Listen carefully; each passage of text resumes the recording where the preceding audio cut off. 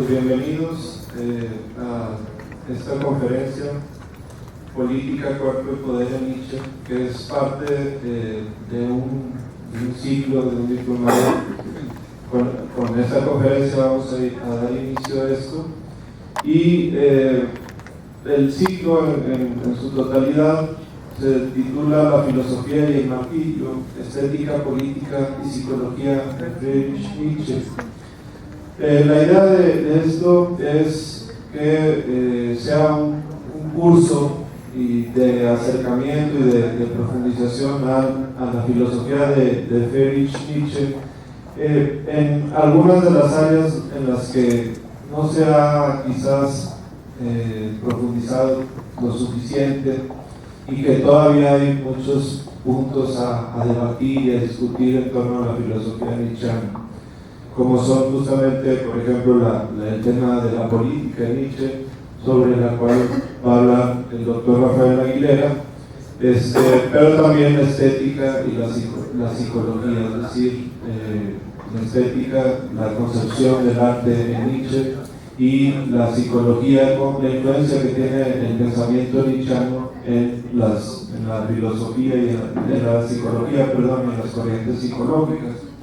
Entonces, aprovechando, además que justamente el día de hoy se cumple un aniversario más de la muerte de Nietzsche, se cumplen 116 años de que Nietzsche murió, pues no tenemos más que recordar y homenajear a Nietzsche y su pensamiento a partir de las palabras que nos va a y las ideas que nos va a comentar el doctor Rafael Aguilera. De modo que pues les agradecemos mucho su presencia, y bueno, voy a dar una pequeña lectura del programa de este ciclo. Me interesa insistir en esto porque el curso va a comenzar la próxima semana. Como les decía, el día de hoy la conferencia se titula Política, Cuerpo y Poder en Nietzsche, y la próxima semana iniciaríamos con el curso propiamente, que iniciaría con el tema de la estética, con la exposición del doctor Giampiero Bucci. Van a ser 3 días de cada semana a partir de la próxima semana. Comenzaremos el martes 6, 7 y 8 de septiembre, es decir, martes, miércoles y jueves de la próxima semana, de 5 a 8 horas, donde el curso lo va a impartir nuestro Giampiero Bucci, desde 5 a 8 de la tarde. Luego, en la siguiente semana, los días 12, 13 y 14 de septiembre, que es lunes, martes y miércoles, el doctor Rafael Aguilera de nuevo va a estar con nosotros para dar el tema de la política, y ya no solamente en este panorama un poco más amplio, sino con mayor profundidad. También igualmente va a ser de 5 de la tarde a 8 de la noche, y en total serán 9 horas. Y finalmente el curso terminará con la exposición del doctor Leonardo Iglesias, el psiquiatra, y nos va a dar una perspectiva desde la psicología y la psiquiatría sobre el pensamiento nietzscheano y su influencia en las corrientes psicológicas. Esto será los días 19, 20 y 21 de septiembre, que también es lunes, martes y miércoles, igualmente de 5 de la tarde a 8 de la noche. El curso tiene un costo. Las inscripciones pueden realizarlas aquí en la facultad, en la caja de la facultad. Y para una vez que hagan el pago, les van a entregar un recibo, y el día que vengan al curso traen su recibo para registrarlos. Se va a dar una constancia, se va a entregar una constancia a los asistentes al curso, y bueno, pues esta es una gran oportunidad para conocer y acercarse al pensamiento nietzscheano, que es sumamente interesante. A veces sobrevalorado, a veces despreciado, etc. Entonces hay mucho que hablar y reflexionar en torno a un pensador tan singular como Nietzsche. Bueno, le voy a ceder la palabra al doctor Rolando Picos Bobbio, coordinador del Colegio de Filosofía y Humanidades de la Facultad de Filosofía y Letras, y en un momento más presento al doctor Rafael Aguilera. Muchas gracias, buenas tardes a todas y a todos. Primero que nada, quiero reiterar mi agradecimiento primero al maestro Tirso Medellín, que se ha dado la tarea de construir este diplomado, que es propiamente la primera experiencia que tenemos en una actividad de este tipo en el Colegio de Filosofía y Humanidades, y yo estoy plenamente seguro que va a ser muy exitosa.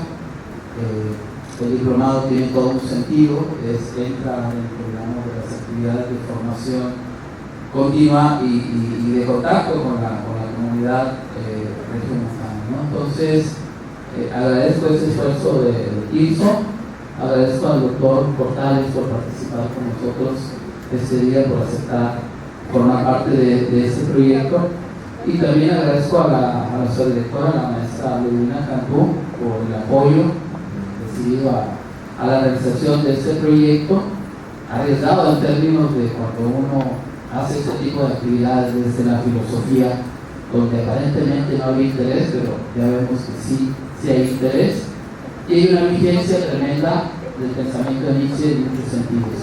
Y sobre eso y las distintas dimensiones del pensamiento nietzscheano, pues va a girar este diplomado. Entonces yo no voy a abusar de la palabra, ya el maestro Tirso ha dicho lo esencial sobre el diplomado. Cualquier duda, como quiera que sea, estoy para servirles ahí en la coordinación de filosofía.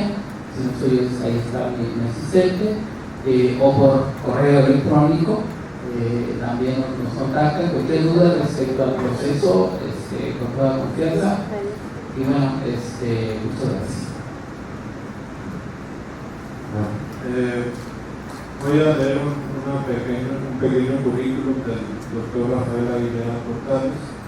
Él es doctor en Filosofía Política y Jurídica por la Universidad de Málaga, España, profesor e investigador titular de tiempo completo en la Facultad de Derecho y Criminología de la Universidad Autónoma de Nuevo León. También es profesor de la UDEM. Es investigador y coordinador del Departamento de Filosofía del Derecho del Centro de Investigación Jurídica y Criminología también de la Facultad de Derecho y Criminología de la Universidad Autónoma de Nuevo León desde agosto del 2005. Miembro del Sistema Nacional de Investigadores del Consejo Nacional de Ciencia y Tecnología nivel 2, profesor con perfil deseable del Programa para el Desarrollo Profesional Docente para el tipo superior poder de la Secretaría de Educación Pública. Sus líneas de investigación en los últimos años se centran en la ciudadanía, democracia, teoría política y constitucional. Cuenta con numerosas publicaciones en obras colectivas, libros, artículos en revistas científicas nacionales e internacionales. Entre sus libros recientes podemos destacar Derecho, Ética y Política a inicios del siglo XXI, Teoría Política y Jurídica Contemporánea, Problemas Actuales, Pensamiento Político Contemporáneo, una panorámica, La democracia en el Estado Constitucional, Educación Ciudadana para una cultura de la legalidad, Neoconstitucionalismo, Democracia y Derechos Fundamentales. Igualmente es codirector y fundador de la revista Isotimia, revista de filosofía política y jurídica, publicada en la editorial Monroe. Bueno, esta es un pequeño currículum. Además de estos libros ha publicado muchos otros. Es, yo creo, uno de los profesores investigadores más productivos en el área de humanidades y derecho de esta universidad. Y bueno, pues sin más, por mi parte los dejo con las palabras del doctor Aguilera Portales. Gracias.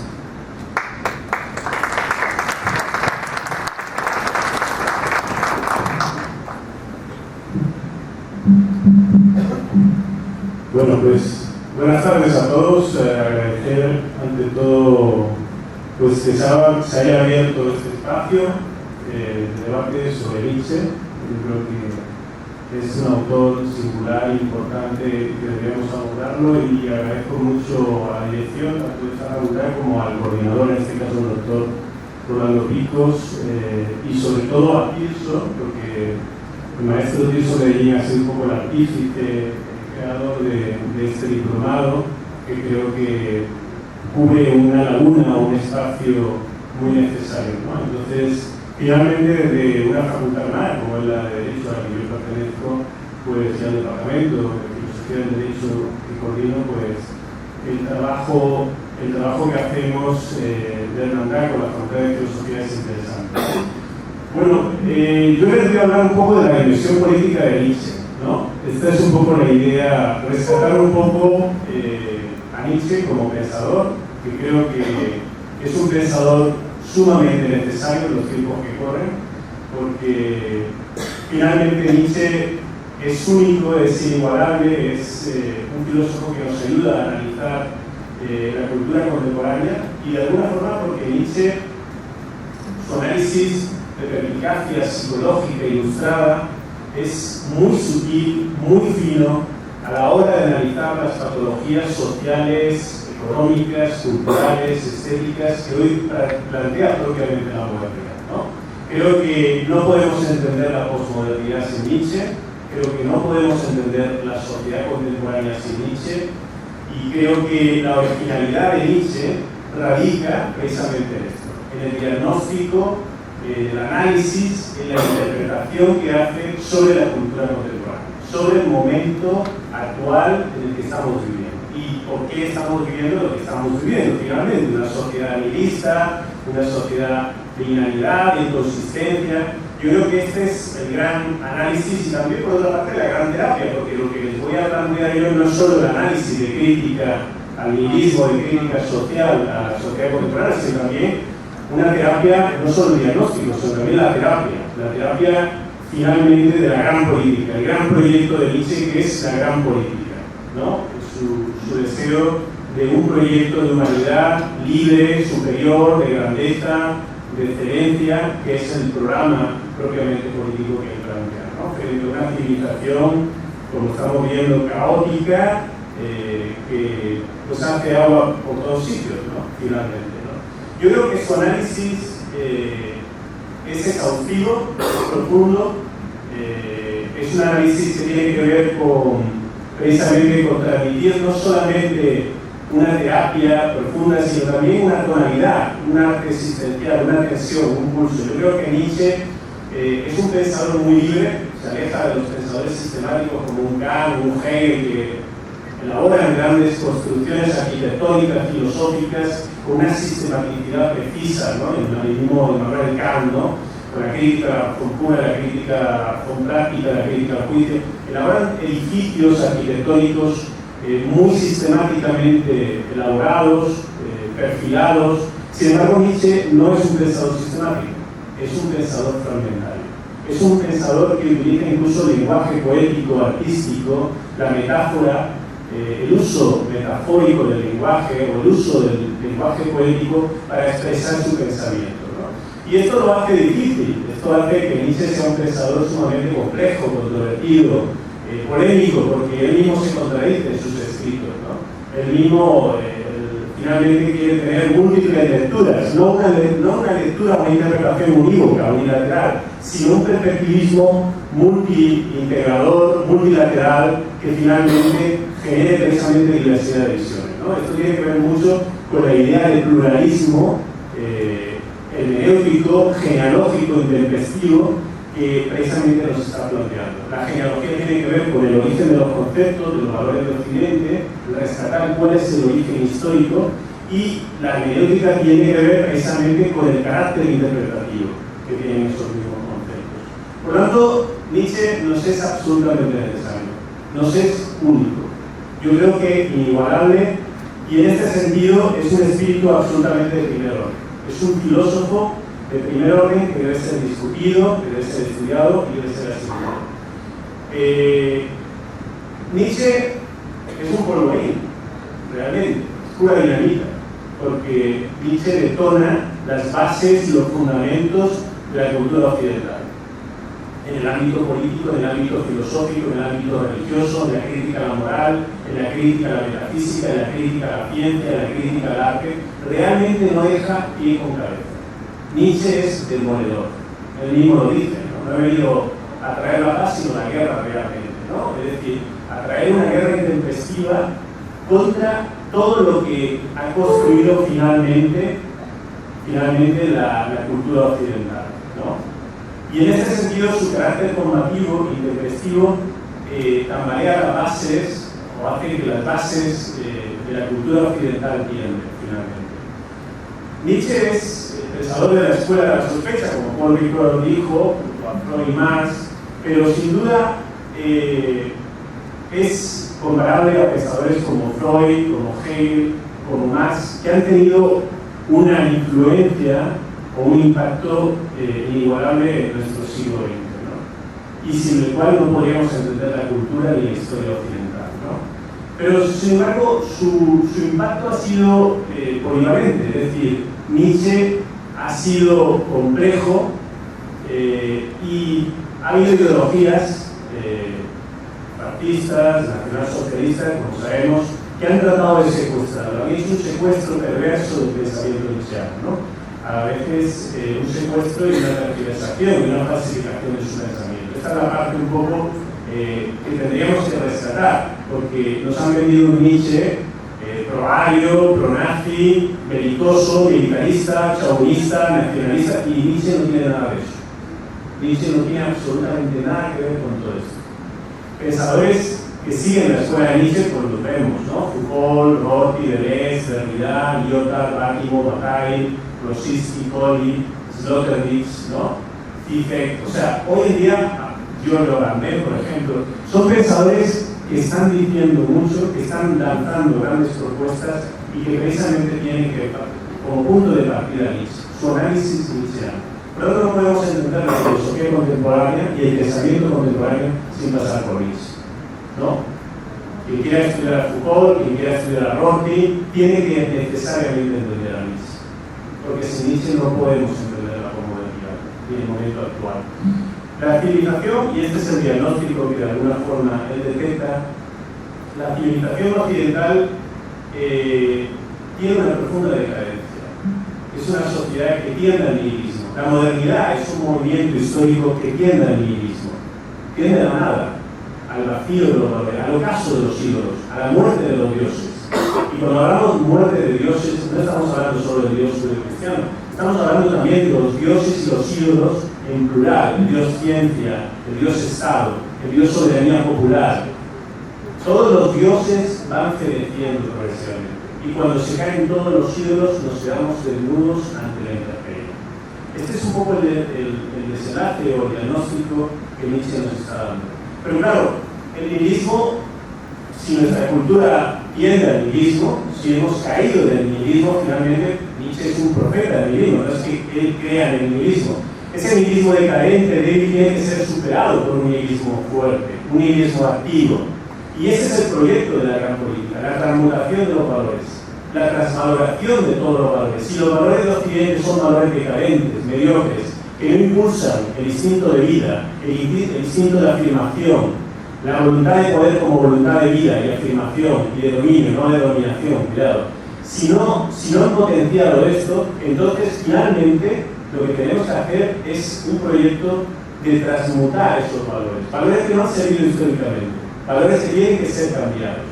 Sobre todo de un proyecto de la gran política, de una política grande que libera al hombre de las cadenas que lo atan, que libera al hombre de la esclavitud de la modernidad y finalmente lo eleve a una condición de humanidad libre, superior y creativa, ¿no? Este es un poco el punto de arranque de Nietzsche, sobre todo partiendo de que la cultura occidental está debilitada y ha debilitado al ser humano precisamente por una vulgaridad, una mediocridad, por un nihilismo vacío, cansino, donde finalmente no se ha superpuesto otro modelo, ni de hombre ni de sociedad, ¿no? Hay autores que piensan que en Nietzsche no hay política, ha habido una especie de reduccionismo estético e incluso cultural de Nietzsche, ¿no? Es decir, parece que hemos reducido a Nietzsche como el filósofo del arte o el filósofo de la estética, ¿no? La origen de la tragedia, que fue porque Nietzsche finalmente fue catedrático de filología en la Universidad de Basilea, no fue realmente filósofo. Al menos sacó una cátedra muy joven, a los 24 años, ¿no? Y realmente su primera obra, su gran obra, El origen de la tragedia, donde él plantea un modelo de interpretación estética, artística, que ni siquiera sus contemporáneos, sus colegas entendían en su universidad, ¿no? Entendieron en ese momento, ¿no? Pero lejos de ese reduccionismo estético o cultural, yo creo que en Nietzsche hay un pensador político. Un pensador político que precisamente hace una crítica visceral a toda la cultura occidental, desde una crítica a la metafísica, a la moral y a la religión. Y todo esto lleva implícitamente una dimensión política.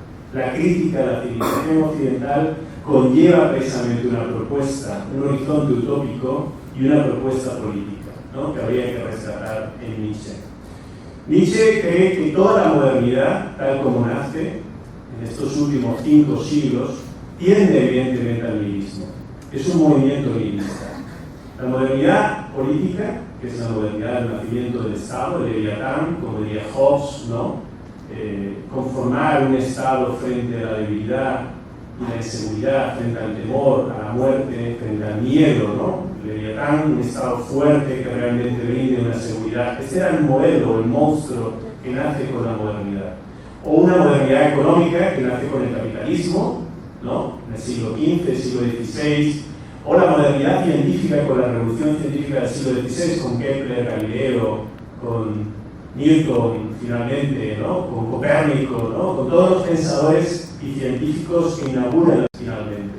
No solo podemos hablar del sentido de modernidad, en un sentido unívoco, ¿no? Nietzsche lanza una crítica visceral contra la modernidad. Una modernidad que ha sometido a las instituciones más gregarias, más uniformes y más homogéneas, que nos domestica y que finalmente nos esclaviza en torno a unos ideales y en torno a unos valores que finalmente nos convierten en plebe y en muchedumbre, ¿no? Es decir, en Nietzsche finalmente hay un intento de rescatar al individuo libre, al individuo superior. Es decir, su proyecto de la gran política sería un proyecto en el que el Estado esté abocado y subordinado a la cultura, al arte, a la educación, no al revés o viceversa, que el Estado utilice la educación, la cultura y el arte para domesticar a los individuos, sino todo lo contrario, que el arte, la cultura y la educación sean verdaderamente libres e independientes, ¿no? Su análisis evidentemente político pues no es una gran arquitectura, como decía antes, no se puede encontrar en un único libro, sino que está fragmentado, disperso en toda su obra, y por tanto tenemos que sacar su pensamiento político esparcido en toda su obra. Es un pensador asistemático, inconcluso y laberíntico en este sentido, y un pensador aforístico, heterodoxo, ¿no? El reduccionismo que Heidegger o estético que hicieron de Nietzsche, pues hoy por hoy está superado en cierta medida, igual que el que hizo Walter Kaufmann, ¿no? De una reducción estrictamente a la cultura, ¿no? Nietzsche de análisis de crítica cultural, finalmente, o artística, como hizo Heidegger. Yo creo que hay que rescatar su gran política, su gran proyecto de gran política, ¿no? Sobre todo al servicio de los ciudadanos.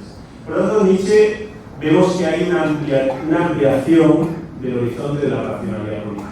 Frente a la pequeña política, él propone una gran política. Frente a la política mezquina, mediocre, convencional, la política de pasillo, de grillos, la política de partidos, la política de parlamentos, la política que tiene que ver con esa macrofísica del poder que hablaba Foucault. Esto tiene mucho la idea de Foucault, la macrofísica. No, vamos a estudiar la política desde un proyecto mayor que es precisamente conformar individualidades de excelencia, individuos libres, fuertes, guerreros, combativos, con capacidad de autonomía, de plena autonomía frente a la masa.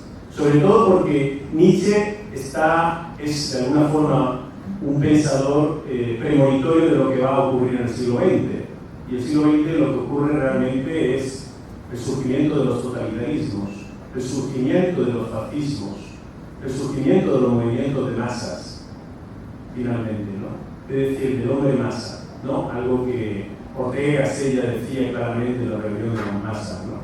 Por lo tanto, frente a la pequeña política de partidos, de Estado, de Parlamento, hay que reformular una nueva aurora, una esperanza, un horizonte de esperanza y un horizonte político que tiene que ver precisamente con esa nueva dimensión de la política. La política tiene que ser más que lo que hasta ahora ha sido la política para Nietzsche. Es decir, la radicalidad de su alcance y el alcance de su proyecto político gira en que prácticamente todo está vinculado a la política. Es decir, la vida humana, sin caer en privatismo, sin caer finalmente en un ámbito privado, ¿no? La lucha política, la lucha que tiene que ver con el espíritu libre, tiene que liberar al hombre en todos los terrenos y todos los territorios. Y por tanto no podemos reducir, y esta es la misión de Nietzsche, la esfera del espíritu solamente a una esfera privada, sino que hay que ampliarla a la esfera social, cultural y política, ¿no? La clase burguesa, y esto es algo que critica Nietzsche en sus textos, a los filisteos, ¿no? Filibusteros o filisteos de la cultura, la clase burguesa ha glorificado el trabajo. Monterrey es un ejemplo de esa glorificación del trabajo, ¿no? El carácter del emprendedor, de liderazgo basado muchas veces en el carácter empresarial, económico, ¿no? Finalmente, ¿no? Como si el trabajo fuera la virtud absoluta, suprema y fundamental, ¿no? Para Nietzsche todo esto es esclavitud, es alienación. Al igual que para Marx es alienación económica, laboral, para Nietzsche también es alienación, finalmente. El trabajo, finalmente, es algo que no deben de hacer los espíritus libres. El trabajo constituye, en el sentido griego, para los griegos, el trabajo era la actividad vergonzosa. Es decir, el ocio frente al negocio en el negocio. El ocio era el tiempo libre dedicado a la actividad superior, al arte, a la filosofía, a la política. Era el verdadero tiempo dedicado a la excelencia, a la actividad superior, a la actividad excepcional, mientras que el trabajo lo hacían otros que querían de alguna forma mantener el sistema de vida, ¿no? Claro, esto nos puede chocar en realidad en nuestra cultura igualitaria, pero hay algo de verdad en ello, hay algo que tiene que ver con finalmente cómo nos esclavizamos finalmente por tener tarjetas de crédito y gastar y aparentar más y el tener por encima del ser. Finalmente, esta es nuestra civilización. El triunfo de los banqueros, de los empresarios, de los comerciantes, de los inversores, que finalmente entienden que el mercado no es todo y que la política se subordina al mercado, que el arte se subordina, es más, el arte se mercantiliza, ¿no? Y que la cultura es mercado también, porque es una industria cultural. Hoy nos venden el capitalismo como una industria, esto ya Adorno y Horkheimer y Walter Benjamin lo habían detectado perfectamente. Por tanto, el mercado absorbe todo y es un nuevo ídolo de adoración. Y lo estamos viendo tras la crisis del 2008, finalmente. Como el mercado es un gran Titanic que no tiene timón, no tiene dirección política. Nietzsche ve esto, esta realidad que ya se está dando en el siglo XIX, de la Alemania de los mercaderes y arremete contra eso, finalmente. Arremete contra estos filibusteros que finalmente, bajo un ideal de nacionalismo, de trabajo, si se acuerdan que había escrito en el campo de Auschwitz, ¿no? Que había escrito en la entrada del campo de Auschwitz, no sé si alguien lo sabe. El trabajo os hace libres, ¿no? Finalmente. O sea, cuando metían a los judíos en Auschwitz, en Mauthausen y los 1000 campos de concentración que tenían en Europa, el lema era: el trabajo os hará libres. O sea, la esclavitud os hace libres, finalmente, ¿no? Este es un poco el diagnóstico que ya Nietzsche veía, finalmente. Una racionalidad instrumental, en términos frankfurtianos o habersianos, podríamos decir, una racionalidad estratégica económica que finalmente ha generado una subordinación de la cultura y el arte a la política, ¿no? Finalmente, ¿no? Nietzsche, tal vez sea la parte que hay que rescatar, Nietzsche, como todo sistema político, necesita un referente legitimador. Yo creo que en Nietzsche los nazis vieron un precursor ideológico y un padre espiritual, pero nada más alejado de Nietzsche, ¿no? Nada más alejado del pensamiento nietzscheano que este nacionalsocialismo, ¿no? Incluso Rosenberg hablaba de un paralelismo entre el destino personal del filósofo y la Alemania nazi, la supuesta misión histórica, ¿no? Había un paralelismo en esto, ¿no? George Lucas, un pensador marxista, incluso pensaba que es el precursor del fascismo, algo totalmente equivocado. Y Elizabeth Foster Nietzsche, yo creo que a ella debemos toda esa tergiversación y toda esa lectura nacionalsocialista de Nietzsche. Finalmente vio en Nietzsche, incluso tergiversando su obra en La voluntad de poder, vio en Nietzsche un chauvinista, un militarista, un nacionalista, un racista, un militarista, belicista. Finalmente nada que ver, ¿no? Hitler sí había predicado el santuario del profeta, ¿no? De Nietzsche, incluso se fotografió, ¿no? Con el busto de Nietzsche, y sí había simpatía, incluso Mussolini y Nietzsche y Hitler lo trataron como el gran filósofo del partido, pero Hitler jamás había leído una sola letra de Nietzsche. Yo creo que tampoco tendría mucha capacidad de lectura, porque después de ese libro que escribió Mi lucha, finalmente poca capacidad creativa podría tener.